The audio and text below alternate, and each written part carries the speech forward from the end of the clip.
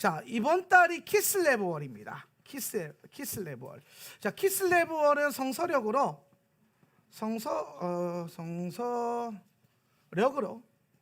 보면은 9번째 달이에요. 9월. 네, 9월. 9월은 이제 숫자 9는 히브리어로 테이트죠. 예, 테이트예요. 예. 테이트는 좀 중요한 글자인데 이것은 선과 악이 같이 있는 글자예요. 이게 신비예요. 예, 이게 신비예요. 이게 이미지로는 뱀인데 뱀이에요. 이게 뱀이 머리가 이렇게 뭐 이렇게 있고 뭐 꼬리가 이렇게 있고 있는데 이런 느낌이에요. 예. 고대 상형자로 보면은 뱀이다. 예. 뱀이 보면은 성경에서 보면 하나님께서 참 희한한 도구로 써요. 예. 살릴 때도 쓰고 미혹 가운데도 있죠. 그래서 이게 뱀이 선도 될 때가 있고 악이 될 때가 있어요. 예. 뱀이 선이 될 때는 누구냐면은 모세의 손에 쥐었을 때, 그리고 뱀이 미혹이 될 때 에덴 동산이죠, 그렇죠? 대표적으로 에덴 동산이 되는 거죠. 예. 그리고 광야에서 놋 뱀을 보면 어떻게 돼요? 살고 불 뱀에 물리면 죽어요. 예.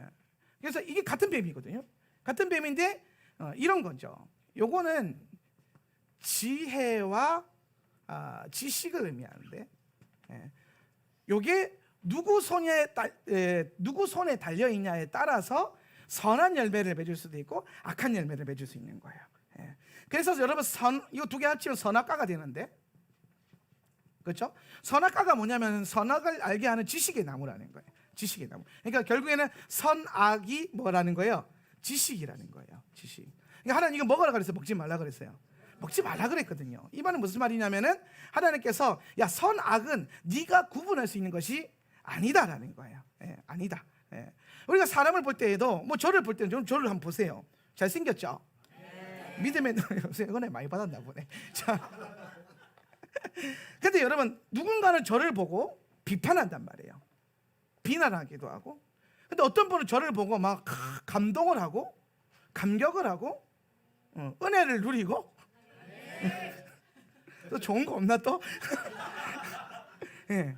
누군가는 나를 보고 욕하는데 누군가 나를 보고 막 칭찬하고 막 제 얼굴만 보는 것들은 막 제가 외부 나가면요, 여러분 사람들이 텔레비에서 나오는 사람 보는 것처럼 보인대요. 예. 맨날 길게는 한 5년 6년을 유튜브로만 보다가 집회 때 딱 나타나니까 실물로 보니까 얼마나 은혜로워요. 마지막 때 그 본질을 따라가다 보면은 사람들은 이제 겉으로 보이는 것을 판단합니다. 근데 제가 사람들을 평가하는 게 딱 하나 있어요. 하나님 쓰시는가 안 쓰시는가. 하나님 쓰시는가 안 쓰시는가는 여러분 하나 보면 알 수 있어요. 뭘 보면 알까요? 그렇죠. 열매를 봐야 돼요. 열매. 예. 오늘 여러분의 삶 가운데 하나님이 역사하시는가 안 하시는가는 여러분 삶 가운데 어떤 열매가 있느냐를 봐야 돼요. 예. 여러분이 하나님 손에 쓰임받고 있다면 여러분 분명히 성령의 9가지 열매를 맺겠죠. 사랑, 희랑, 화평, 오래 참은 자비, 양성, 충성, 온유, 절제, 이 9가지 열매가 여러분 삶에 나타나는가. 예. 그런데 그 열매가 없다. 그러면 여러분은 예수를 열심히 믿고 기도 열심히 해도 하나님의 쓰임받는 도구는 아니겠죠. 하나님의 자녀가 아닐 수 있습니다. 그냥 교회 다니는 사람이죠. 예. 여러분 교회 다니는 사람 되지 말고 하나님의 사람이 되세요. 예. 교회는 언젠가 없어질 거예요. 그런데 하나님의 말씀과 주님은 영원하시기 때문에 여러분이 주님을 잘 섬기는 사람이 되었으면 좋겠습니다. 그러려면 말씀 따라가야 돼요. 예. 그러면 이제 우리가 선악을 판단한다. 이 판단하는 지식, 누가 옳으냐, 누가 선하냐, 이거 우리한테는 없다라는 거예요, 기준이. 그래서 하나님은 우리가 가져야 할 지식을 한 가지 말씀하셨어요. 그게 뭡니까? 여호와를 경외하는 지식. 예. 잠언 1장에 보면 여호와를 경외하는 지식. 선악을 분별하는 지식이 아니라 뭐요? 하나님을 경외하는 지식이 필요하다. 이번 달이 성서력 9월입니다. 이런 흐름을 봤을 때에 뭔가 하나님의 뭐요? 지혜와 지식 안에서 나오는 신비가, 하늘의 신비가 풀어지는 때가 아닌가라고 저는 좀 생각을 해봤어요. 예. 그래서 저는 개인적으로 기도할 때 하나님 우리에게 지혜와 계시의 영을 부어주셔서 좀 선명하고 분명한 은혜, 우리의 믿음이 선명하고 분명해질 수 있도록 축복해 주십시오 라고 기도했어요. 제가 이번에 포항 갔을 때에 포항뿐만 아니라 계속해서 지금 이제 몇 주간 하나님 감동 주시는 게 뭐였냐면 분명하고 선명한 믿음, 희미한 믿음 말고 뿌옇게 먼지 껴가지고 뭐 이게 제대로 가고 있는지 모르는지도 모르는 그런 희미한 믿음이 아니라 선명하고 분명한 믿음을 우리가 주셔가지고 이 마지막 때를 믿음의 확신 갖고 걷게 하여 주시옵소서 라는 기도가 나오더라고요. 그래서 여러분 안에 토라를 통해서 선명하고 분명한 은혜가 있기를 바랍니다.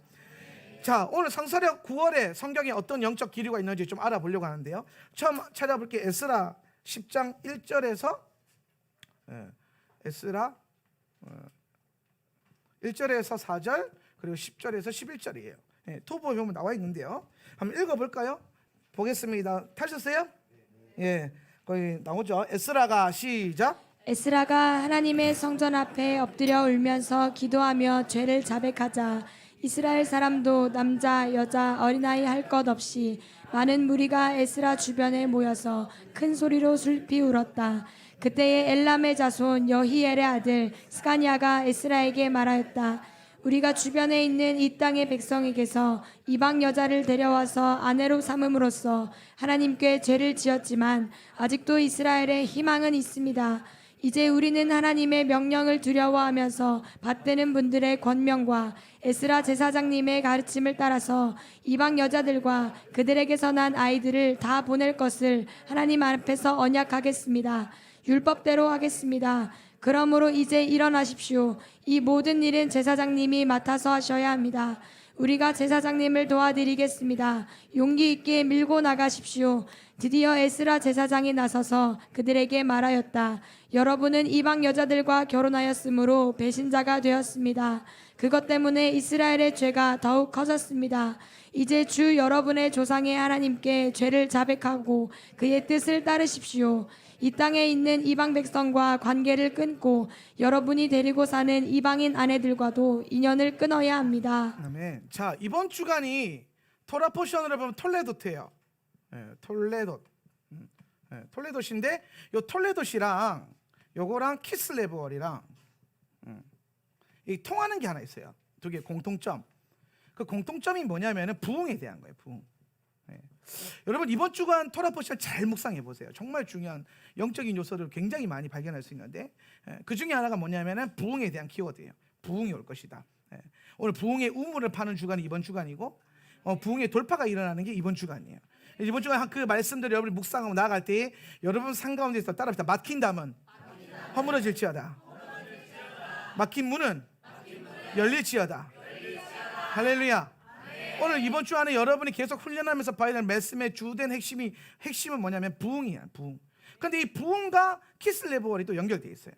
오늘 본문에 보면 에스라가 지금 이방인과 연결되어 있었던 모든 것들을 끌어내고 거룩함을 회복하는, 회개하고 부흥을 일으키는 장면입니다. 자, 이 에스라가 했던 가장 중요한 게 뭐냐면 토라 회복이에요. 토라 회복. 토라 회복. 에스라는 그 토라 학자였기 때문에 그가 2차 바벨론 포로 귀환 이후에 이스라엘 안에서 행했던 핵심적인 게 뭐냐면은 말씀을 회복시키는 거예요. 1차 귀환 이후에 스룹바벨이 성전을 세우거든요. 성전을 세웠다는 건 뭐냐면은 예배를 회복시켰다는 거예요. 잘 들어보세요. 여러분, 가장 먼저 여러분의 삶 가운데 무너진 게 있다면, 오늘 여러분 삶 가운데 부흥을 보길 원한다면은, 오늘 이 부흥이 교회가 확장되는 것이 부흥이 아니에요. 동의하시면 아멘. 교회가 확장되면 좋은 거죠. 교회가 잘 되면 좋은 거예요. 근데 부흥이 그게 전부가 아니라니까요. 부흥은 여러분 안에 오늘 이 가정과 교회와 도시와 나라와 민족적으로 일어나는 강력한 부흥. 오늘 주님께서 그걸 반드시 이루실 건데, 오늘 이 부흥을 바라볼 때에 좀 선명하게 봐야 될 게 뭐냐면은 이 바벨론 포로 기한이 참 중요한 열쇠가 될 수 있어요. 바벨론 포로 기한. 바벨론이 포로가 되었다는 건 뭐냐면은 원수에게 모든 것을 빼앗겼다는 거예요. 그렇죠? 적들에게 내 모든 걸 내가 가지고 있던 영토, 주권, 의식, 물질, 영적인 거 다 빼앗긴 거예요. 그런데 오늘 부흥이라는 것은 뭐냐면 원수로부터 빼앗겼던 것이 돌아와서 하나님의 복을 받아서 번성하는 거예요. 이해되시나요? 그러니까 여러분 잘 보세요. 이 원리가 하나님께서 복 주며 이랬을 때 뭐하라 그랬어요? 번성하라 그랬단 말이에요. 이 번성이 부흥이에요. 이 번성이 부흥이라고. 그러면은 이 번성을 이루기 위해서 하나님이 뭘 주셨다? 복을 주셨다라는 거예요. 그죠? 근데 이 복을 원수가 뭐예요? 중간에 가로채기를 한 거지. 인터셉트라고 하는 거예요. 이 전문 용어로 인터셉트. 인터셉트 알아요? 예, 농구하다 보면은 패스했다 공을 패스를 그럼 적군이 탁 하고 인터셉트 가로채 가잖아요. 그런 것처럼 하나님이 자 복 받아라고 공을 딱 던져줬는데 원수가 탁 하고 채갔단 말이에요. 뭐로 채가나? 죄로 채간단 말이에요. 죄로. 예. 죄로 인해서 딱 인터셉트가 된 거예요. 오늘 에스라 때에는 에스라가 본 게 뭐였냐면은 이방인 여자, 이방인이에요. 이방 우상 숭배와 이방인 여자와 세속적인 가치관이 이들에게 들어와서 하나님의 복을 가로막은 거예요. 그러니까 번성할 수 있어요? 못 번성해요? 못 번성해요. 따라합시다. 내가 하나님의 복을 받아야 된다. 왜 복을 받아야 됩니까? 번성하려고. 예, 번성하려고. 번성의 핵심이 뭐예요? 부흥이 일어나는 거야. 부흥은 뭐예요? 생육하고 번성하여 땅에 충만하라 그랬죠. 그죠? 땅에 충만해지는 거예요. 뭐가? 그렇지. 하나님의 아들들이. 하나님의 아들. 예, 하나님. 이제 좀 코드가 맞아 돌아갑니다. 예, 우리가 제가 늘 말하죠. 기복주의 조심해라. 번영신학은 다른 복음이다. 예.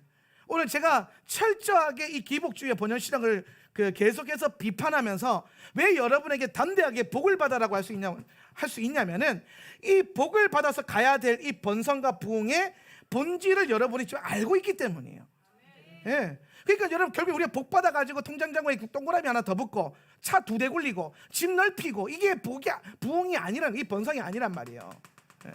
하나님 우리에게 복 주고 복 줘서 번성케 하는 이유는 뭐냐면 하나님의 아들들이 일어나는 거예요. 하나님의 아들들, 하나님의 세대, 예수님의 얼굴 볼 세대가 일어나게 하는 것이 부흥이란 말이에요. 예. 오늘 여러분을 통해서 놀라운 주님의 아들들, 이거 주님의 아들은 마지막 때가 되면 얘네가 뭐가 되냐? 하나님 주님의 신부가 되는 거예요. 신부가. 예. 그래서 이거 두 개 같은 거라고. sonship과 brideship은 같은 거예요. 이해하십니까? 예. 우리가 이거 나눌 필요는 없어요. 뭐 우리가 물론 종과 아들의 관계는 좀 달라요. 저는 주님이 분명히 말씀하신 게 뭐였냐면 오늘 내가 너희를 종이라 부르지 않고 너희를 뭐로 불렀느라? 친구라 불렀느라. 그러니까 아들과 신부와 뭐는 같아요? 친구는 같은 레벨이에요. 이게. 예. 같은 레벨. 예. 이해되십니까? 하나님 백성과 종됨이 같은 레벨이면 오늘 이것은 아들과 신부와 친구는 같은 레벨인데 아들은 뭐예요? 언약의 기업을 이어받고 신부는 뭐예요? 주님과 한 몸됨을 이루고 친구는 뭐예요? 영적인 공유가 일어나는 친밀함이 일어나는.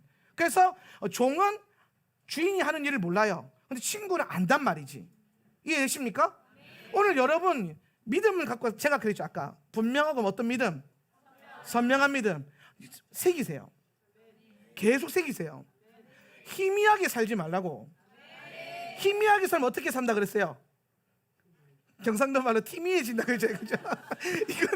이거는 진짜 이게 경상도 꼰이 아니고 이게 외래어라서 이해를 잘 못하는데 희미하지 않으면 티미해진다 이게 무슨 말인지 모르죠. 왜 제가 분명하고 선명하게 살려 그러냐면은 이게 선명하지 않으니까 자꾸 내가 어떤 방향성으로 가야 될지 뭐가 우리의 신앙의 핵심인지를 몰라요. 그러니까 같은 복을 얘기해도 전혀 다른 동상이몽이라 그러죠. 예. 교회 안에서 복을 막 축복하는데 다 달라. 이 복이 생각하는 게. 예. 번성을 얘기하는데 다 달라요. 예. 그런데 여러분 토라는 이것에 대한 중요한 뭐가 된다? 기준이 되는 기준선. 예. 그래서 이 확고한 기준 안에서 우리는 분명하고 선명한 신앙으로 나아갈 수 있다는 거예요. 그래서 우리가 아들도 됐다가 신부가 됐다가 친구가 됐다가 이거는 뭐예요? 친밀함, 선명하게 보는 것. 오늘 종들은 주님이 하는 걸 못 봐요. 근데 주님의 친구는 안다고요. 주님의 신부는 알아요. 주님의 아들들은 알아요. 그래서 세울 수 있는 거예요. 바나, 그죠? 세운다라는 거예요. 그럼 여러분 잘 생각해 보세요. 오늘 여러분이 선명한 신앙이 아니고서는 오늘 여러분 신앙을 잘 한번 점검해 보세요. 나는 주님의 목적과 방향이 어디에 있는지를 선명하게 알고 가는지 아니면은 시키는 것만 하는지. 이제 한 단계 올려보자고요. 이전까지는 뭐예요? 주님 말씀하시면 내가 나아가리라. 주님 뜻이 아니면 내가 멈춰서리라. 이거 했단 말이에요. 지금까지 괜찮아. 그것도 잘했어요. 한 단계 더 올려보자는 거예요. 주님의 마음을 알아야 된다고. 아버지의 마음이 들어와야 돼요. 이거는 좀 달라요. 더 깊어져야 되고 더 선명해져야 되고 이거 마치 요한이 얘기했던 것처럼 주가 내 안에, 내가 주 안에 거하는 이 온전한 합일, 하나됨의 역사. 요게 돼야 뭐가 되겠어요? 히트할레크가 되는 거야. 이게 안 되면 히트할레크를 못해요. 히트할레크 못하면은 마지막 때 못 걸어가요. 마지막 때를 걸을 수 있는 노아의 가장 중요한 라이프 스타일 두 가지가 뭐라 그랬어요? 첫 번째, 새기세요. 이거는 절대 까먹으면 안 돼. 내 이름은 까먹어도 이건 까먹으면 안 돼요. 내 생일을 까먹어도 이건 까먹으면 안 돼요. 할렐루야. 첫 번째 뭐예요? 탐임. 따라 탐임. 이게 뭐예요? 온전하고 순전한 길. 온전하고 순전하게. 이건 토라죠, 그죠? 토라 안에서. 두 번째 라이프 스타일이 뭐라 그랬어요? 히트 할레크. 이건 뭐라 그래요? 동행. 하나됨, 에하드. 하나됨. 한 몸. 그래서 그리스도의 교회는 뭘 이루는 게 중요하다? 몸을 이루는 게 중요하다. 마지막 때 교회는 몸에 하나됨이 있어야 돼. 많이 모이는 것도 중요하지만은 어떻게 하나 되는가가 더 중요한 것 같아요. 교회가 계속해서 우리가 이 허상을 자꾸 치지 말고 본질과 이 실상을 자꾸 만져야 돼요. 제가 우리 그 건축위원회랑 잠깐 얘기하면서 그런 얘기했어요. 무슨 얘기 잠깐 했냐면, 이제 교회를 이제 앞으로 뭐 지을 수 있는 이 땅에 대한 말씀을 하시니까 굉장히 좋은 전략이었는데, 제가 그 얘기했어요. 어차피 우리는 교회 안 지을 거예요. 기억하세요, 여러분. 우리는 교회를 건물로 소유하지 않을 거예요. 아멘 하세요. 우리는 교회를 건물로 소유하지 않을 거예요. 학교는 지어도 교회는 안 지을 거예요. 왜? 어차피 언더그라운드 처치. 이게 보좌의 속도예요. 잘 따라가세요. 여러분 보이는 대로 지금 인본주의가 흐르는 대로 판단하고 그거면 늦어요. 오늘 많은 분들 위계가 너무 빠르다, 한 목사 빠르다 그러는데 안 빨라요. 내가 봤을 때 한 박자 뒤쳐졌어요. 내가 이번에 요르단 선교사님 만나고 와가지고 와, 나 빠른 줄 알았는데 나 안 빨라. 내가 3등 맞아 내가.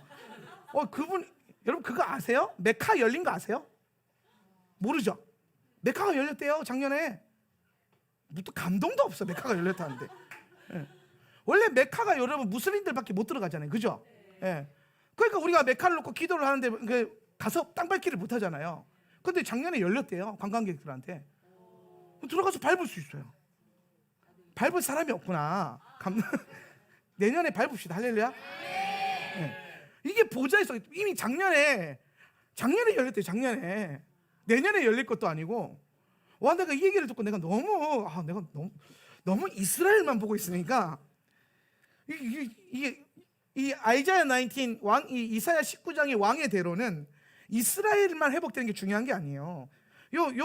이 이집트, 요르단, 시리아 요게 열려야 된다고. 요게. 요르단이 그 허리 그 중추거든요. 나중에 오면 들으세요. 진짜 기가 막히게 양반 진짜. 근데 내가 깜짝 놀래. 메카가 열린 거 아세요? 물어보는 거예요 저한테. 메카가 열렸다고요. 처음 듣는 소식이에요. 아마 많을걸요 이거 모르는 사람들. 와, 알았으면 뛰어가서 기도하고 왔죠. 와, 이 하나님 지금 어마어마하게 빠르게 일하고 계시구나. 우리가 맨날 이스라엘 맨데이트 때문에 이스라엘 뉴스를 용키프로 때 락다운 걸렸대요. 장막전에 락다운, 이건 너무 선명하게 들었는데 메카가 열렸다는 거는요 1년이 지나고 알았어요. 늦어. 우리가 아직. 그러니까 열방을 제대로 봐야 돼요. 빠른 속도로. 여러분 이게 주님의 그 마음을 갖고 가는 거예요. 시키는 대로 가는 게 아니라 주님과 내가 마음이 같아져 가지고 내 의지의 방향성과 주님의 의지가 만나야 돼요. 그게 카이로스 안에서 살아가는 사람들이고 레마 안의 삶으로 살아내는 사람들이에요. 그게 흔히 말하는 계시록에서 말하는 그 보좌의 그 예배와 오늘 이 예배가 연결되면서 우리의 라이프 스타일이 보좌 앞에서 살아가는 삶이 되는, 이게 흔히 말하는 보좌의 속도예요. 그러니까 빨리 가는 거 때문에 욕먹어도 괜찮아요. 빠른 것 때문에 욕먹어도 상관없어요. 뭐가 문제예요. 그러나 중요한 건 오늘 주님의 마음에서부터 우리가 뒤처지면 안 돼요. 오늘 이렇게 기도하는 교회가, 기도의 집을 하는 교회가, 우리가 참 중동이 너무 약했다. 그래서 중동도 이번에 요르단 선교사님 오면은 매주 우리가 기도 리포트 좀 받으면서 주중 세션에 그 아이자야 19 우리도 합시다.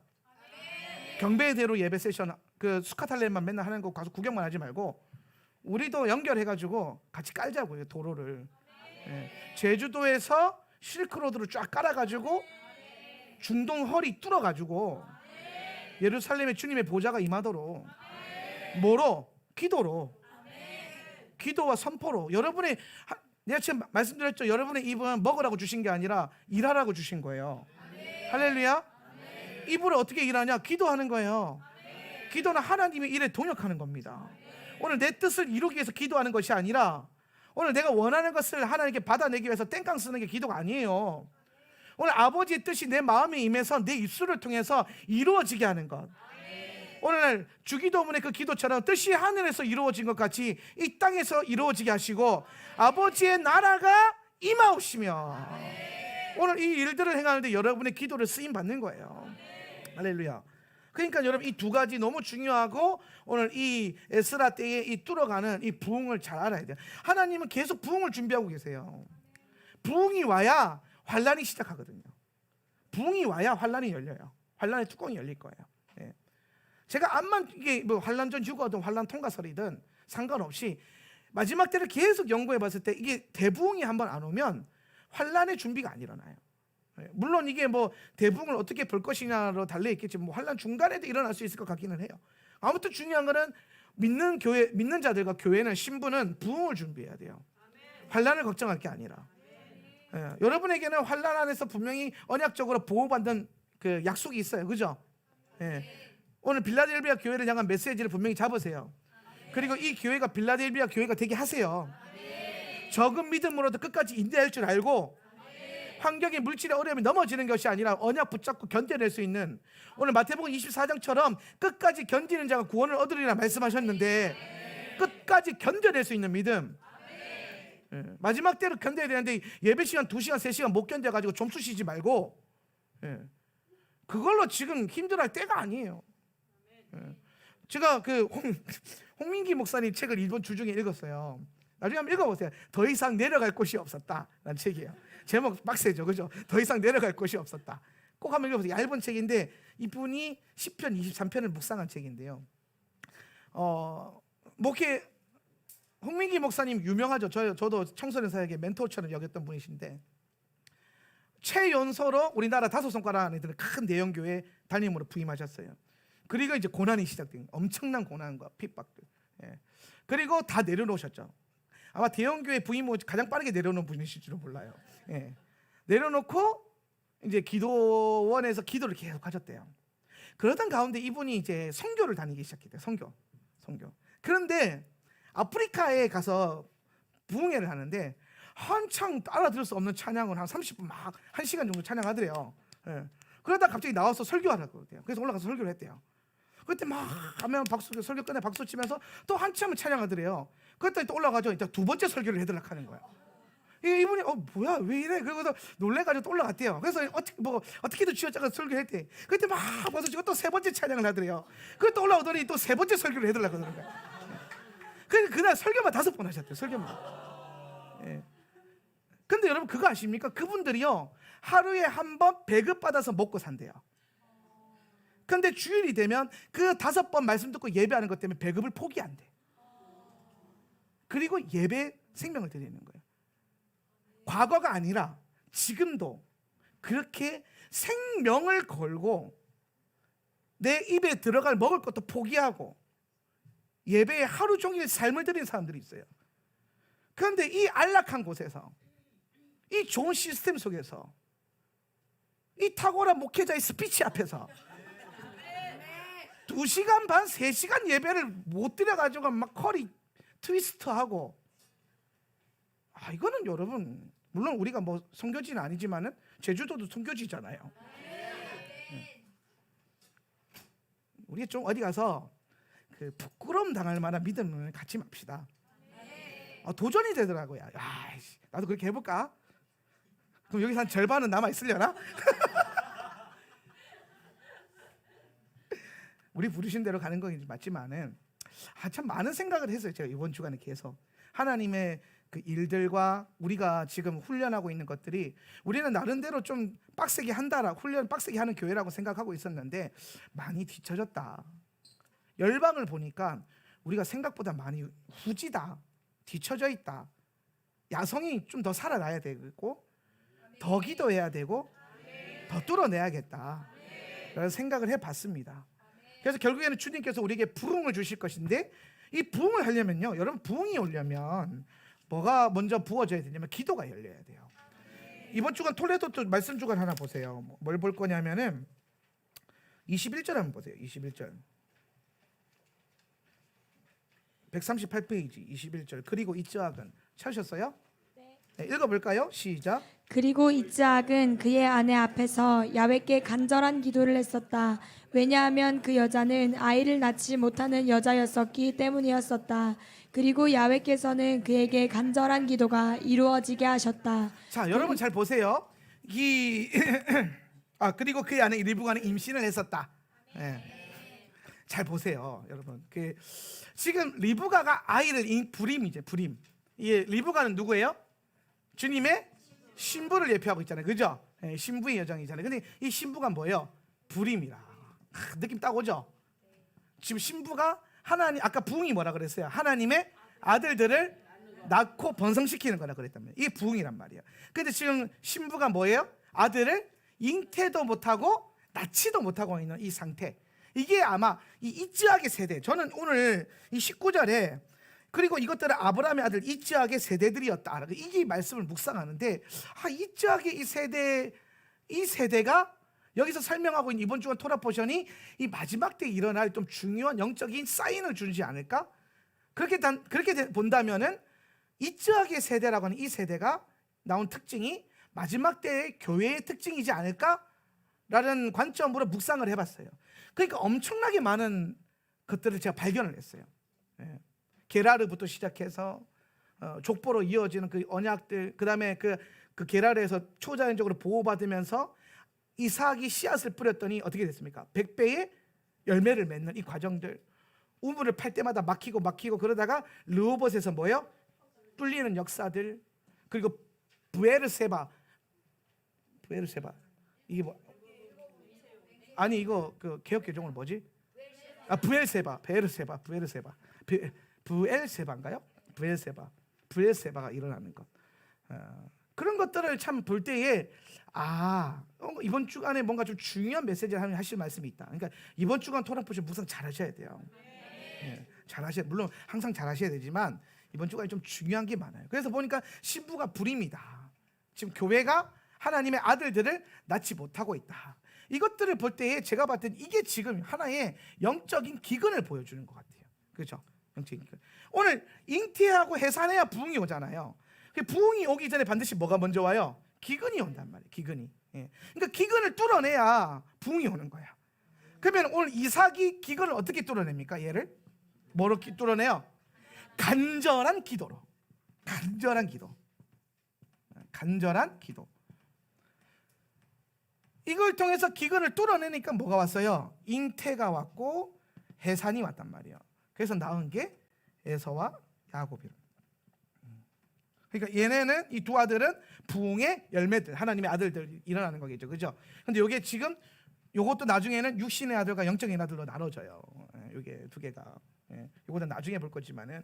그래서 제가 먼저 여러분에게 좀 나누고 싶었던 핵심이 뭐냐면은, 부흥이 오기 전에 반드시 기근이 와요. 기근이 있기 때문에 부흥을 갈망하게 되는 거예요. 그러면 이 부흥을 이루어내려면 반드시 뭐가 필요하냐? 오늘 이 이삭이 간절하게 기도했던 이 기도의 영이 임하고 기도의 불이 붙고, 오늘 여러분의 삶 가운데 기도가 좀 뚫려야 돼요. 간절한 기도. 오늘 여러분, 오늘 이 신부된 교회가 잉태하게 해달라고. 이 말은 뭐냐면은, 이번 주간 우리 계속 지금 PCN 안에서 하고 있는 이 부흥이라고 하는 이 단어, 이 부흥을 향한 간절한 기도가 필요하지 않나.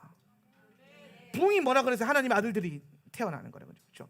그러면 오늘 이것이 이루어지게 하려면 불임이라고 하는 이 기근이 끊어져야 되고 뚫려야 되는데, 그러려면 여러분 우리에게 필요한 게 간절한 기도예요. 오늘 여러분 이게 지금 당장의 문제를 넘어서서 앞으로도 계속해서 이 마지막 때를 뚫어 나갈 때에 오늘 이 기근들이 계속 올 거란 말이에요. 그럼 결국에 이 기근을 잘 뚫어낼 수 있는 이 간절한 기도의 열쇠를 가지고 있는 교회, 그 이름하여 기도의 집에 부르심이 있는 교회, 기도의 집에 신학과 기도의 집의 영과 다윗의 열쇠와 다윗의 영을 가지고 있는 예배자들과 목회자와 교회. 그러니까 여러분, 우리는 계속해서 이 기도의 집과 토라라고 하는 너무나도 중요한 이 두 가지 축을 계속해서 알리고 퍼뜨리고 세팅하고 세우고. 예. 제가 지금 계속 기도하고 있는 것 중에 하나가 뭐냐면 지역마다 하울람 센터들을 세우는 거예요. 교회가 아니라 센터, 훈련 센터. 기도의 집을 훈련시키고 토라를 훈련시키고 말씀을 훈련. 이게 YM 센터들마다 DTS 하잖아요. 그런 것처럼 우리도 지역마다 하울람 센터를 세워가지고 우리가 여기서 훈련하고 배웠던 모든 것들, 기도의 집 신학과, 그 다음에 토라, 그 다음에 구속사, 뭐 기도 말씀 예배, 그 다음에 저 활신학, 저 모든 것들을 가르칠 수 있는, 훈련시킬 수 있는, 그리하여 해서 훈련시켜서 파송시켜서 한국교회를 섬길 수 있도록. 네. 그런 일들을 하기 위해서 제가 계속 기도하고 있어요. 여러분도 기도해 주시면 좋겠습니다. 그래서 정말 이 일들을 하기 위해서 강력한 하나님의 재정적인 부가 일어나는 그런 분들이 필요해요. 그러니까 여러분, 뭐 재정이 증가되는 건 어렵지 않아요. 중요한 건 재정이 증가되는 거 어떻게 쓰느냐가 문제지. 오늘 이 하나님이 이랬을 때 뭐 예를 들어서 거제도에 센터 하나 지어봅시다. 세워도 얼마 듭니까? 한 1억 듭니다. 그때 제가 섬기겠습니다. 빵. 웃기죠? 웃기면 안 돼요. 두근거려야 돼요. 웃으면 안 돼요. 두근거려야 돼요. 와.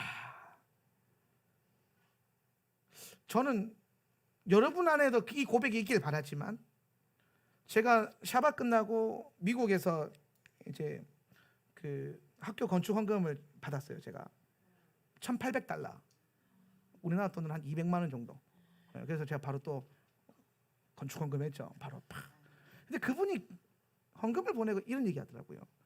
목사님, 토라를 통해서 제가 돈을 벌어야 되는 목적과 어떻게 써야 되는지가 분명해지니까 일하는 게 즐겁고 살아가는 게 즐겁다는 거예요. 목적이 분명해지니까. 제가 깜짝 놀랐어요. 이야, 아니 기껏 해봐야 유튜브 설교 듣는 분일 텐데, 근데 저만큼의 이 말씀에 대한 깨달음과 그 삶을 살아내고 있구나. 돈 벌어서 내 주머니 차는 것의 핵심이 아니라 하나님 나라를 위해서 차곡차곡 모았다가 빵 터뜨리고, 모았다가 터뜨리고. 그걸 보니까 마치 이 전쟁하기 위해서 이 군인들이 탄약과 수류탄과 미사일을 비축해 놨다가 하나님이 이제 쏴라 그럴 때 막 쏟아붓는 그런 거 있잖아요. 상상을 좀 해보세요. 포트리스 알아요? 옛날에 게임 중에, 죄송합니다. 그게 뭐냐면 포트리스라고 탱크가 미사일을 퐁 쏘면 이렇게 막 떨어져서 이제 막 이렇게 막 적국을 부러뜨리면 이런 게임이 하나 있어요. 재미없어? 근데 이게 이제 전 상상을 해봤어요. 전쟁을 할 때 서로 미사일을 쏘고 막 그러잖아요. 그럴 때에 제가 마지막 때에 보는 가장 중요한 영적인 두 군대가, 첫 번째는 예배하는 군대. 예배하는 군대. 예배자들이 일어나야 돼요. 그래서 영적으로 쏘고 묶고 풀고, 화살을 쏘고, 화살 기도라 그러죠. 화살을 쏘고 방패 기도 맞고, 화살 기도와 방패 기도가 장착되어 있는 교회. 오늘 여러분의 기도가 그렇게 되길 바랍니다. 주시옵소서 하지 마세요. 이제 끊어내세요. 그거 과감하게 신뢰하면 끊어보세요. 그리고 하나님의 목적과 방향성 안에서 화살과 방패만 들어 올리세요. 그리고 말씀의 검으로 싸우고. 그런 예배하는 군대랑, 그 다음에 실제적으로 바벨론 시스템과 경쟁할 때에 이 하나님의 일이 일어나기 위해서 뭐가 필요하냐면 하나님의 재정의 증가가 필요해요.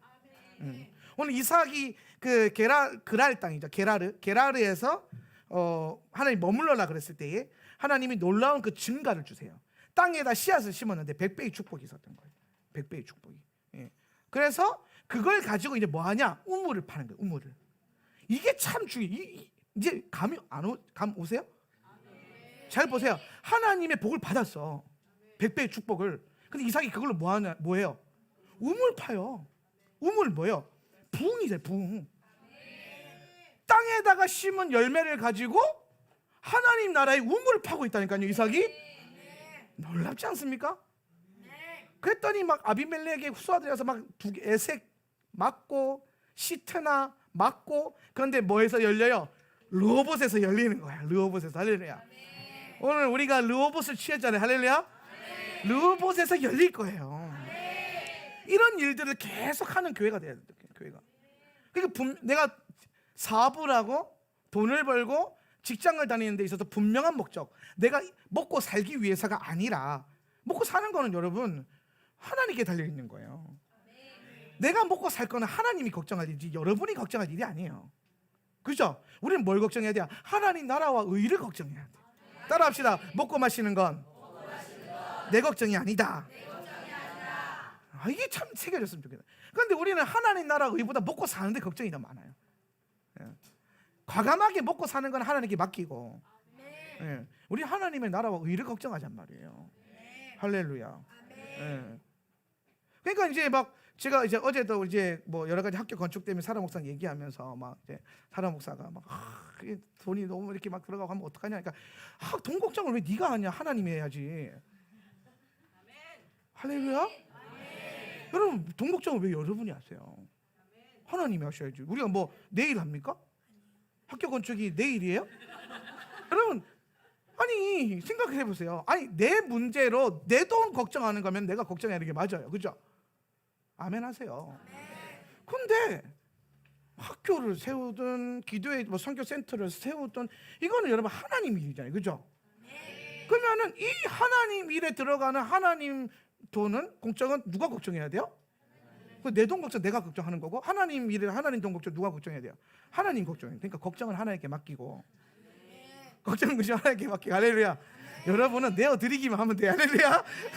나도 열심히 내어드리고 한 쓰시도록 주께서 쓰신다 그러면 그냥 그리고 내 삶에 채워지는 그 필요 먹고 마시고 누리는 건 하나님께 맡기는 거예요. 그러면 하나님 뭔가 일하시지 않겠습니까? 이게 마태복음 6장이잖아요.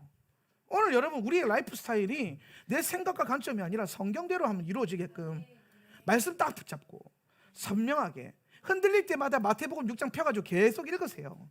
10번, 100번, 200번, 1000번 읽으세요. 그러면은 여러분 삶 가운데 마태복음 6장이 풀어질 겁니다. 할렐루야. 오늘 말씀을 심어서 그 열매를 먹는 저와 여러분 되었으면 좋겠습니다. 그래서 오늘 중요한 거는 뭐냐면, 오늘 이 부흥이 올 때에 가장 중요한 게 뭐냐면 기도로 뚫어내야 된다는 거예요. 기근을. 오늘 그래서 여러분 더 기도할 수 있길 바랍니다. 더 기도하세요. 우리가 부흥을 담아내는 그릇이, 그 부흥을 뚫어내는 이 능력이 기도에 있음을 보시고, 그리고 에스라가 귀환해서 와서 한 게 뭐냐면은 토라를 가지고 거룩함을 회복하는 거거든요. 그러니까 부흥이 오려면요, 첫 번째 부흥을 가로막고 있는 기근을 뚫어야 돼요. 저걸 뭘로 한다? 기도로 하는 거예요. 그러면 이제 하나님이 뚫렸으니까 부흥이 부어질 거 아니에요. 그죠? 그럼 부흥을 담을 수 있는 뭐가 필요해요? 그릇이 필요한 거예요. 부흥을 담을 수 있는 뭐? 그릇. 부흥을 담을 수 있는 그릇이 뭐냐면은 우리의 믿음과 영이에요. 그래서 여기에는 뭐가 필요하냐면 거룩함이 필요해요. 거룩함. 우리의 라이프 스타일, 그리고 우리 안에 있는 어떤 재정적인 창고, 내 라이프 스타일, 그리고 내 영, 이 모든 것에 뭐가 필요하다? 거룩함이 필요해요. 거룩함. 그래서 오늘 에스라가 뭘 끌어냈냐면은 이방인과 같이 결혼해서 낳은 아들들을 끌어내고 이방인 여자를 몰아냈단 말이에요. 여러분 이거는 단순히 이방 여자를 쫓았다 이런 게 넘어서서, 이방이라는 게 무슨 뜻이에요? 이방인, 하나님과 관계 없는 사람들, 이게 이방이란 말이에요. 그러면은 에스라가 이루었던 이 거룩함의 핵심은 뭐냐면은 하나님과 관계가 없고 상관이 없는 것들을 여러분의 삶 속에서 몰아내는 거예요. 버리는 거라고요.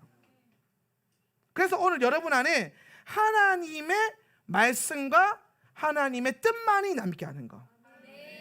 그래서 너희는 이렇게 기도하라 했을 때 뜻이 하늘에서 이루어진 것 같이 땅에서도, 이 땅이 무슨 땅? 내 마음밭, 여기에 임하게 하는 것. 그렇게 해서 거룩함을 이루는 거예요. 거룩함. 그래야 그릇이 만들어져요. 기도 안만 해도 그릇 없으면 부흥 안 와요. 남 좋은 일만 하는 거죠. 그러니까 여러분 둘 다 중요해요. 기도도 해서 뚫어내고 거룩함으로 그릇을 잘 준비해서 부흥을 보는 교회가 되었으면 좋겠습니다. 그럼 이 거룩함은 결국에 뭘로 하는 것이냐? 여호와께로 돌아가자. 선지자의 말씀, 선지서. 선지자적 삶. 선지자적 삶이요, 예언적 삶을 말하는 게 아니에요. 선지자적 삶이라고 말하는 거, 이건 뭐냐면은 선지서, 구약에 나오는 선지서들 있죠? 이사야, 예레미야, 에스겔 이런 거. 그 선지서들 주된 내용이 뭐예요? 여호와께 돌아가자. 여호와께 돌아가자. 여호와께 돌아간다는 게 무슨 말이에요? 토라 혹은 말씀 회복. 쉽죠? 이 구도를 머릿속에 딱 그리란 말이죠. 그래서 지금 결국에는 하나님이 우리를 부흥으로 담을 수 있는 그릇으로 주신 게 뭐냐면 하나님의 말씀이 여러분의 심령, 가정, 교회, 그리고 나라가 부흥하려면 나라가 이걸 만들어야 돼. 나라가. 정치적 색깔로 부흥 안 와요. 안 온다고요. 저도 보수고 우파지만 보수 정권이 잡는다고 부흥 올 것 같아요? 말도 안 되는 소리예요. 나라가 거룩해져야 돼요. 네. 네. 나라가 거룩해지는 게 있어서 유리한 게 보수라서 보수를 지지하는 거지, 보수가 정권을 잡았다고 절대로 이 나라가 좋아지지 않습니다. 여러분 분명하게 봐야 돼요. 선명하게 봐야 돼요. 왜? 어쩔 수 없잖아요. 좌파 정권과 진보 정권은 성경의 가치관과 기준과 많이 떨어져 있어요. 그걸 반대한다고. 일단 기본적으로 걔네가 계속 주장하는 게 낙태법, 그 다음에 뭐 동성애법, 인권이란 문제로 막 인권하면 또 확 스팀 올라오는데, 인권이 어디 있어요? 영권이지. 교회에서 인권 찾지 마세요. 교회에서 어디 있어요? 여러분 가정에서도 인권을 가르치지 마세요. 영권을 가르쳐야지. 우리 아이들 제가 다음 세대를 일으킨 데 있어서 이 아이들이 부흥을 맛볼 수 있었던 가장 중요한 게 뭐냐면 인권을 가르쳐서가 아니라 영권을 가르쳐서였고, 얘네를 인간으로 본 게 아니라 영적인 존재로 봤기 때문에. 할렐루야. 영의 존재들이지 인간적인 존재가 아니라는 거예요. 그러니까 하나님의 일을 할 수 있고 하나님의 일들이 이 안에서 일어날 수 있는 거예요. 이 세대 안에. 그렇죠? 그런데 어디서 엉뚱한 거 주워 들어가지고 인권 저쪽으로 가면은 인권이 나갈 때까지 맞아야지. 그러니까 아싸리 안 담으면 돼요. 하나님의 원리가 담기면 그 걔네가 말하는 그 인권의 가장 좋은 모습이 다 나와요. 열매가 나와요. 그렇잖아요. 그리스도의 사랑이 부어지고 이웃 사랑과 하나님 사랑이 부어지면 얘네가 그렇게 살아가면 그것보다 더 행복한 나라, 그것보다 더 귀한 인권이 어디 있어요? 스스로 하나님 말씀 앞에서 단련되어져서 스스로 포기할 줄 알고 내려놓을 줄 알고 제어할 수 있고, 이게 진정한 하나님이 주신 어떻게 보면은 권리죠. 죄를 선택할 수 있는 게 아니라 의를 선택할 수 있는 권리. 이게 죄인이 아니라 의인의 부르심이란 말이에요. 세상이 말하고 있는 헛된 것에 속으면 안 돼요. 자, 이해되셨죠? 요걸 통해서 담는 거예요. 그래서 이번 달에는 뭘 해야 된다? 그릇을 준비하고 기도로 막힌 것을 뚫어내야 된다. 이거 좀 중요한 원리니까 꼭 기억하시기를 바랍니다. 그 다음에 예레미야 36장 9절에서 10절이에요. 예레미야 36장 9절에서 10절. 소부에도 나오는데 한번 읽어볼까요? 시작. 요시야의 아들 여호야김이 유다 왕이 된 지 5년째 되는 해 9째 달에 예루살렘의 모든 주민과 유다의 여러 성읍에서 예루살렘으로 들어온 모든 백성에게 주님 앞에서 금식하라는 선포가 내렸다. 바룩은 주님의 성전으로 들어가서 모든 백성에게 예레미야가 한 주님의 말씀을 기록한 두루마리를 낭독하였다. 그가 낭독한 곳은 서기관 사반의 아들 그마랴의 방이었고, 그 방은 주님의 성전 새 대문 어귀의 윗뜰에 있었다. 자, 앞절 한번 보세요. 요시야의 아들 여호야김이 유다 왕이 된 지 5년째 되는 해의 9째 달에, 그렇죠? 9째 달. 그러니까 이 달에 이 키슬레볼이 바로 저 9째 달이거든요. 그 달에 무슨 일이 있었냐면 예레미야가 금식을 선포합니다. 나라와 민족을 위해서 금식을 선포해요. 근데 여러분, 오늘 이 금식이 본문의 핵심이 아니라 저 예레미야 36장 본문을요, 전체를 문맥을 보면은 뭐가 있냐면은 예레미야와 거짓 선지자 하나냐와의 이 전쟁이 있어요. 그러니까 하나님의 참된 선지자의 선포와 거짓 선지자의 선포가 부딪혀요. 근데 여기서 참 중요한 거, 제가 그 종말론적 관점이 바뀌니까 이게 선명하게 보였는데, 예레미야는 뭐라고 선포합니까? 예레미야가 뭐라고 선포하죠? 환란을 선포해요. 예레미야는. 거짓 선지자는 뭘 선포해요? 평화를 선포해요. 예. 거짓 평화, 가짜 평화. 그러니까 하나님께서 너와 함께 하셔서 우리를 지켜주실 것이다, 보호할 것이다, 그러면서 막 평화로울 것이다, 막 그렇게 말한단 말이에요. 그런데 예레미야는 정작 무슨 얘기를 하냐면은 환란이 너희에게 주어질 것이다. 그러나 환란 가운데서 뭘 붙들어라? 회복의 소망이 있다. 왜냐면은 그래서 그런 말 하잖아요. 예레미야가 환란 중에 갑자기 이제 그 바빌론이 쳐들어올 때에 사람들이 다 집 밟고 땅 팔아서 도망가잖아요. 그런데 도리어 그때 땅 사라 그러잖아요. 왜? 회복시켜 주실 거니까. 예. 지금 그 땅을 다 사놔. 땅을 팔지 마라. 예. 땅을 사서 오늘 주님이 이스라엘을 회복시킬 때에 네가 그 땅에서 주권을 행해라, 이 얘기하거든요. 예. 그런데 이 계속 부딪히는 거예요. 그러니까 핵심은 뭐냐면 거짓 선지자들의 미혹은 가짜 평화예요. 가짜 평화. 근데 참 선지자 예레미야는 너희가 환란에 들어가야 된다, 이 얘기예요. 그리고 들어가도 괜찮다고 얘기해요. 왜? 그게 끝이 아니니까. 회복이 될 거니까. 예. 그래서 오늘 이 마지막 때 우리가 자세히 보면은 이 거짓에 대한 미혹에 대한 경계가 아주 중요하다. 미혹을 분별해야 된다는 거예요.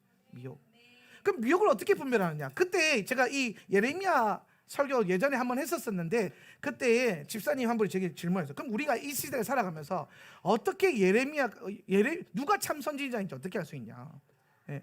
하나냐도 왕궁 선지자였고 예레미야도 왕궁 선지자였단 말이에요. 이 둘 중에 누가 진짜 참된 선지자인지 어떻게 알 수 있느냐라고 물어보니까 제가 그때 뭐 기도해야겠죠, 뭐 이러고 그냥 지나갔던 것 같아요.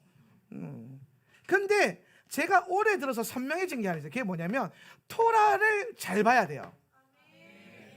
말씀을 자세히 보라고요. 특히 마지막 때의 그 분별하는 뭘 봐야 되겠어요? 요한계시록을 선명하게 봐야 돼요. 요한계시록과 이 토라가 연결되어서 머릿속에서 마지막 때의 시나리오와 선명함이 딱 있어야 돼요. 어떻게 될 것인가에 대해서.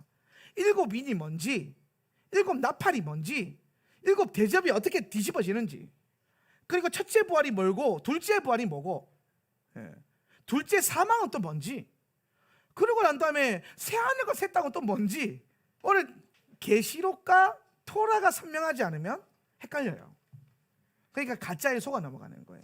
그런데 여러분이 만약에 토라를 계속 꾸준히 묵상하고 요한계시록 1장의 말씀처럼 그 예언의 말씀을 읽고 듣고 지켜 행할 때에 그 계시록적 삶의 라이프 스타일이 만들어져 있다면 오늘 그 말씀에 익숙한 것들이 여러분을 분별시켜 줄 거예요. 네. 영을 어떻게 분별합니까?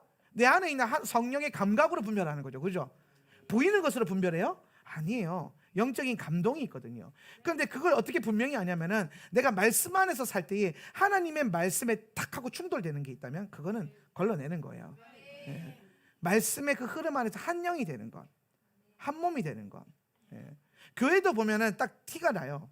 교회가 한 영으로 움직이는 교회인지 한 몸인 교회인지 아니면 각자 자기 속에는 어른 대로 살고 있는 사사시대와 같은 무법천지 교회인지 교회 가보고 예배 들어보면 알아요. 예. 오늘 이 하울란 센터 처치가 사사시대를 대적하고 다윗 왕 때 일어났던 통일왕국의 시대를 바라보세요. 통일왕국교 이러면 또 통일교 같아서 좀 싫다, 그죠? 예. 뭐라고 그래야 되지? 메시아 왕국교 이러면 또 메시아 안식교 같아서 좀 메시아 왕국 같고 뭐. 좋은 거 하여튼 나쁜 놈들이 다 써가지고. 예. 성령으로 한 몸을 이루는 그런 교회가 되었으면 좋겠어요. 제가 사실 그런 생각을 좀 했어요. 예배할 때 좀 뭐라 그럴까, 본질적인 예배와 교회에 대한 묵상을 요즘 많이 하고 있어요. 뭐가 진짜 교회인가, 뭐가 진짜 예배인가 할 때에 저는 우리 교회가 어떤 분이 그러더라고요. 너무 감정적이다 그러더라고요. 근데 그래서 내가 뭐 그래? 근데 저는요 그 생각이 들더라고요. 그래, 하나님 앞에서 성도들 앞에서 가면 쓰고 센 척하는 것보다 낫다. 그렇지 않아요? 슬프면 울고 좋으면 뛰고 괴로우면 살려달라고 부르짖고, 기도할 때 좀 처절하게 비명도 한번 질러보고 죽겠는데 죽을 것 같은데 김 지사가 나를 어떻게 해볼까 민망해가지고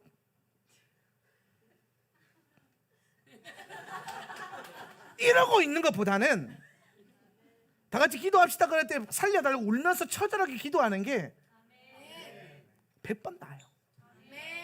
그리고 중요한 건 그게 별로 안 부끄럽고, 내 연약함과 내 현재의 그 기도 소리 다 엄청 크게 질렀는데 옆에 김지사가 내가 무슨 기도하고 다 들릴 정도로 막 방언이 통변되고 은혜 이해가 되고, 저 집에 저런 문제가 있구나, 온 교인이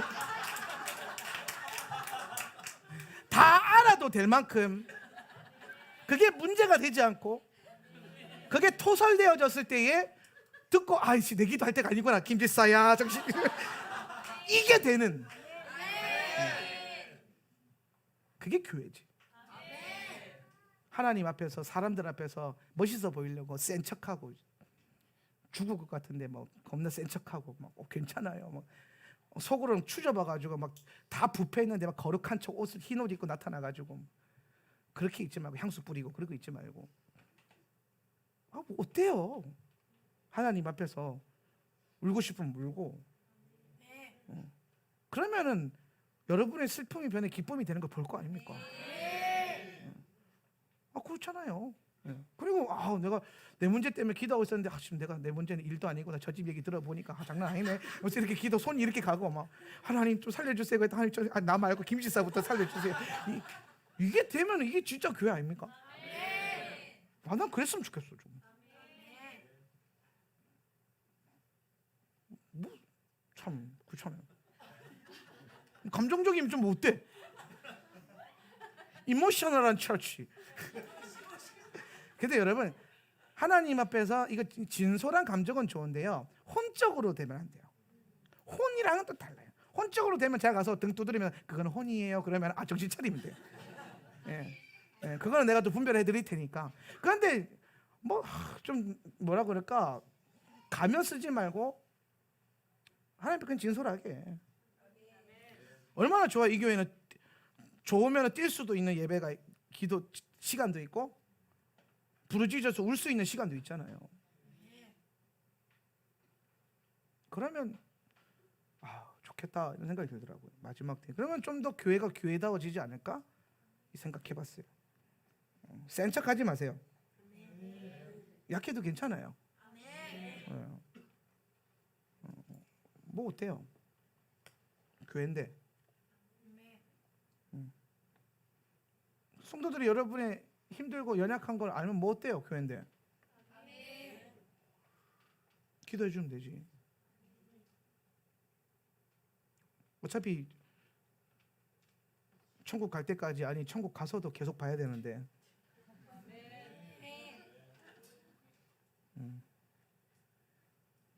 가면 쓰지 말고. 그 다음에 볼 게 학개서 2장이에요. 학개서 2장 10절에서 18절인데 볼까요?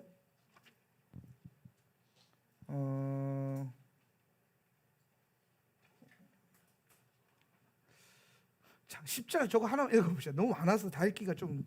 자, 읽어보세요. 시간이 많이 지났으니까. 다리우스 왕 시작. 다리우스 왕 2년 9째 달 24일에 주님께서 학개 예언자에게 말씀하셨다.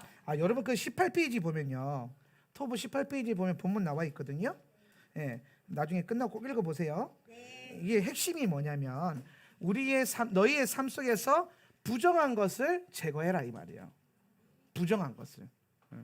부정한 것을 제거해야 된다. 그러니까 그런 얘기합니다. 거룩한 것은 전이가 안 되는데 부정한 것은 전이가 된다는 거예요. 제사장이 그러니까 이런 거죠. 유나가 여기 있는데 목사님이 이렇게 만져줬어요. 거룩한 사람이잖아요. 제사장에게 만졌어. 이렇게 내 옷에 닿였어. 잡아봐 옷을. 잡았어. 그래서 얘가 안 거룩해져요. 이래서 거룩해지면 내가 지나가지 여러분 내 옷만 잡으세요. 잡아 당기고 막 가져가지 마시고. 알아. 근데 부정한 것이 얘에게 닿으면요, 얘가 부정해진대요. 예. 이해되세요? 예. 요 얘기하는 게 학개서거든요. 예. 그러니까 우리의 삶의 시스템 속에서 부정한 것은 철저하게 제거하고 하나님의 거룩한 것으로 싸라. 이 얘기한 게 학개서 말씀이에요. 저는 이거 볼 때 좀 더 쉬운 말씀 하나 생각나는데요. 그게 뭐냐? 데살로니가전서 5장 살전 5장 21절에서 23절입니다. 한번 읽어볼까요? 모든 것을 시작. 모든 것을 분간하고 좋은 것을 굳게 잡으십시오. 갖가지 모양의 악을 멀리하십시오. 평화의 하나님께서 친히 여러분을 완전히 거룩하게 해주시고 우리 주 예수 그리스도께서 오실 때에 여러분의 영과 혼과 몸을 흠이 없이 완전하게 지켜주시기를 빕니다. 저기 흠이 없이 완전하게가 여러분 탐임이에요. 저건데요. 각가지 모양, 죄는 그 모양이라도 버리라. 옛날에 개역개정 성경에서 그렇게 나와 있는 거예요. 죄는 뭐 모양이라도 버려라. 죄의 모양은 다 버려야 된다. 이 말은 뭐냐? 여러분 삶 가운데 모든 악한 것, 죄악된 것들을 다 뭐요? 버려야 한다. 요 얘기하는 거예요. 그럼 여러분 이런 거예요. 학개서 2장 10절에서 18절의 핵심이 뭐냐면 우리가 만약에 하나님 앞에서 악한 것을 제거하고 부정한 것을 제거해서 버린다면 학개서 2장 19절에 복이 많은 거예요. 학개서 2장 19절. 다리우스 19절. 곳간에 시작. 곳간에 씨앗이 아직도 남아있느냐? 이제까지는 포도나무나 무화과나무나 석류나무나 올리브나무에 열매가 맺지 않았으나 오늘부터는 내가 너희에게 복을 내리겠다. 아멘. 이전에는 너희가 기근으로 인해서 열매 못 맺었지만 너희가 너희 삶 가운데 부정한 것을 제거하고 거룩한 시스템을 받아들인다면 내가 오늘부터는 너희에게 복을 내리겠다라는 거예요. 뭐하도록? 번성할 수 있도록. 할렐루야. 그러면 이 앞전에 이 복, 오늘 우리에게 임할 복을 위해서 우리 앞전에 해야 될 게 뭡니까? 모든 부정한 시스템, 악한 시스템, 죄는 그 모양이라도 버릴 때, 그럴 때에 복을 주겠다라는 거예요. 할렐루야. 오늘 여러분 이 흐름을 분명히 아십시오. 내가 오늘부터 복을 내주겠다. 오늘부터 복 주시는 거야. 이게 핵심이 아니라 그러기 위해서 그릇을 준비해야 된다는 말이에요. 그릇을. 거룩함이 그릇이라 그랬죠. 오늘 여러분 삶 가운데 부정한 것을 버리고 거룩한 시스템을 만들어내는 게 그릇이에요. 그릇이 없는데 하늘 붓겠습니까? 땅바닥에 떨어지는데 그릇을 준비하세요. 그릇을. 이것이 이번 달에 또 중요한 영적인 포인트 중에 하나입니다. 예. 그리고 이제 이달의 지파가 베냐민 지파예요. 이달의 베냐민 지파. 예. 베냐민 지파가 이달의 이제 지파인데 베냐민은요 태어날 때 라헬이 죽으면서 뭐라고 했냐면은 베노니라고 했어요. 베노니. 예. 이거 무슨 뜻이냐면은 슬픔의 아들, 뭐 통곡의 아들, 참담한 아들, 안 좋은 거예요. 지 아들한테 죽기 전에 이름 이렇게 붙였어요. 그렇죠? 그런데 성경에 보면 그때는 야곱이 영적으로 열려 있었어요. 그래서 바로 이걸 낚아채가지고 베노니를 뭐로 바꾸냐? 베냐민으로 바꿔요. 벤야민으로 바꿔요. 벤 뭐요? 아들. 뭐 야민 뭐요? 오른손이라는 뜻이에요. 오른손. 그래서 오른손의 아들이다라는 거예요. 그러면 여러분 성경에서 토라에서요 오른손은 뭘 말하냐면은 하나님의 권능과 축복을 의미하는 거예요. 시편 118편 16절 한번 볼까요? 자, 읽어볼까요? 자, 여호와의 오른손이 시작. 여호와의 오른손이 높이 들렸으며 여호와의 오른손이 권능을 베푸시는도다. 아멘. 오늘 그래서 이 슬픔과 저주의 이름에서 야곱이 이거를 축복의 이름을 바꿔서 베냐민이 됐는데 이 베냐민이 뭐예요? 하나님 오른손의 아들, 권능의 손. 하나님의 권능이 임하는. 그래서 이 아들에게 하나님의 권능이 임할 것이다. 그래서 베냐민은요 싸움을 잘해요. 얘네가 약간 성경에 보면 약간 쌈딱 기질이 있거든요. 얘가 맨날 근데 이게 선하게 쓰여지면 전쟁의 승리를 잘하는 건데 얘가 나중에 이 영분별을 잘 못해가지고 엉뚱한 데다가 적을 분별을 못해요. 그래서 아군이랑 싸워. 그러다가 나중에 거의 멸망 직전까지 가거든요. 그게 이제 무슨 포도원에서 이제 처녀들 얻고 가는 그 있었죠. 사사시대 때. 그러니까 싸움은 잘하는데 분별력이 별로 없어요. 예. 그런데 아무튼 하나님이 원래 주신 계획은 뭐냐면은 강한 힘, 권능을 말하는 거예요. 그 다음에 시편 63편 8절 나의 영혼이 63편 8절 나의 영혼이 시작.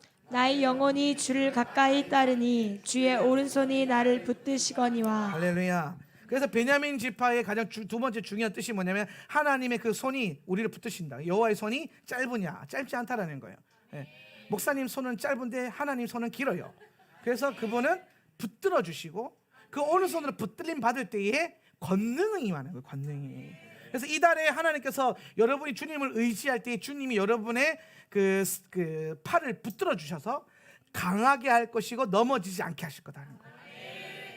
그 오늘 이달을 살아갈 때 여러분 이렇게 기도하는 거예요. 뭐 넘어질 일이 생기면 여호와의 오른손을 나를 붙들어 주시옵소서 이렇게 선포하는 거예요.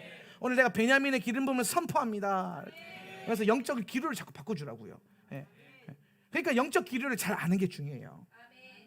그 다음에 마지막으로 이달의 히브리어가 사메크예요. 사메크. 근데 사메크 뭐 이렇게 생겼어요. 동그랗게. 사메크.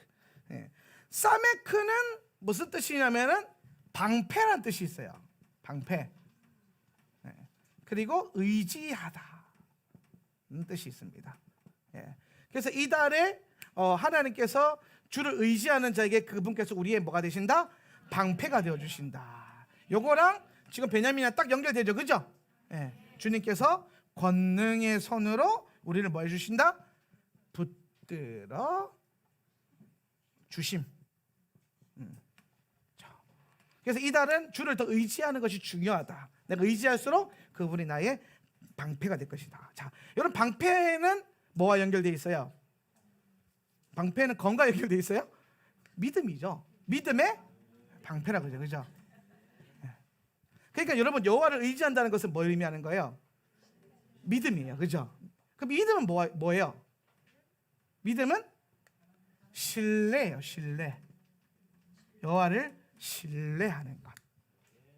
여호와를 신뢰하니까 우리가 기도가 바뀔 수 있고 우리의 삶을 주님께 내어 드릴 수 있는 겁니다. 이달에 이런 기류가 흐르고 있으니까 이걸 잘 캐치하셔야 돼요. 남들 다 복 받고 있을 때 여러분은 복 못 받지 말고 좀 원리를 알고 이걸 가지고 딱 선포하면요 하나님 역사하신다니까요. 이게 지금 성경의 기류 안에서 좀 우리에게 확증된 거죠. 확증된 거. 그래서 이달에 하나님 행하실 일들을 잘 그렇게 기억할 수 있기를 주님의 이름으로 축복합니다. 아무튼 이달에 참 놀라운 것들이 많이 있는데 여러분 꼭 오늘 월삭 설교 자꾸 새기시고 오늘 한 설교 한 번들은 잘 모르잖아요, 그죠? 주중에 계속 반복해서 들으면서 중간중간에 자꾸 월삭 설교는 반복해서 들으세요. 왜냐면 까먹어요 자꾸. 우리 라엘 간사가 이미지 보내주면 자꾸 그거 보면서 그래 이걸 새겨야 돼. 이달에 하나님 이런 축복을 주실 거예요. 이달에 예비된 게 참 많단 말이에요. 오늘 부흥도 봐야 되고 또 오늘 우리가 주를 의지할 때 일어날 많은 일들을 기대함으로 나아갈 수 있길 바랍니다. 한번 기도하겠습니다. 자, 우리 말씀 생각하면서 기도할 때에 하나님 이달에 하나님 행하신 일들을 찬양합니다. 오늘 우리 안에 간절한 기도의 능력과 거룩함을 부어주십시오. 그리하여서 하나님 우리가 부흥을 뚫어내게 하시고 부흥을 담을 수 있는 그릇을 우리가 준비하는 교회가 되게 하여 주시옵소서. 오늘 우리 한번 말씀 생각하면서 여러분 각자에게 주신 그 믿음 붙들고 한번 자유롭게 기도하겠습니다. 주여 기도로 뚫어내겠습니다. 우리가 주의 말씀대로 기도로 뚫어내는 영적 기류가 왔습니다. 주여 우리가 뚫어내게 하여 주십시오. 포기하지 않게 하여 주십시오. 우리에게 기도할 수 있는 힘을 부어 주십시오. 우리 그렇게 주님을 의지하며 주의 이름 부르며 기도합시다. 주여 우리 시간과 더 기도할 때 아버지 우리가 거룩함으로 부흥의 그릇을 준비하게 하여 주시옵소서. 거룩함으로 부흥을 담을 그릇이 될지어다. 주여 이 마지막 때에 우리가 주의 말씀과 보혈로 끊임없이 거룩함을 우리가 훈련하며 한 걸음 한 걸음 나아가게 하여 주시옵소서. 거룩함으로 부흥을 담으라. 우리 그렇게 기도합시다. 주여 주님의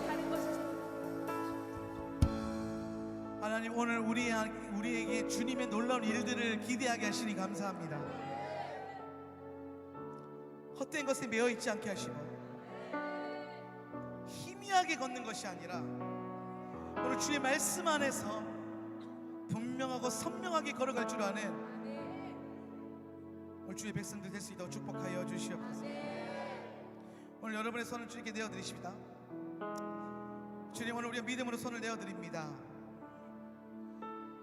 이 손 위에 하늘의 복을 더하시고 은혜를 더하셔서 오늘 하늘로부터 내려오는 그 장막의 축복을 누리는 우리 모두가 되게 하여 주시옵소서. 지금은 우리 주 예수 그리스도의 은혜와 아버지 하나님의 극진하신 사랑과 보혜사 성령 하나님의 내주 교통 충만 임재하심이 오늘 이 자리에 있는 모든 주의 성도들과 또한 인터넷으로 예배드리고 있는 주의 백성들의 가정과 처소마다 지금으로부터 영원히 함께 있을지어다. 아멘.